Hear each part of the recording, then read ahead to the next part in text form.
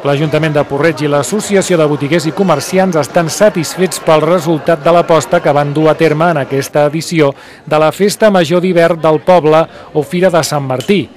Les dues entitats van proposar un increment notable d'activitats i actes referents a la festa i també de l'espai. Si l'any passat eren unes 80 parades d'exposicions, enguany la xifra es va incrementar fins a les 110. D'aquestes, la majoria eren del propi poble, botigues i comerços que feien servir el carrer per oferir els productes sota una carpa blanca. Productes d'alimentació, bacallà, coques, conserves, fruita, bolets i d'altres com informàtica, bijuteria, roba, complements, joies i vehicles nous i d'ocasió, entre altres moltes propostes. Per la fira, la majoria dels comerços fins i tot oferien descomptes especials o ofertes.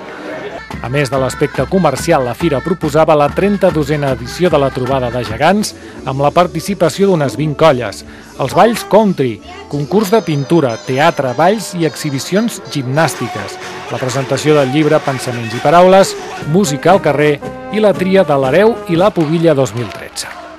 Avui dilluns, Porreig ha celebrat el Dia del Patró. Per això, a l'església parroquial s'ha fet una missa en honor a Sant Martí.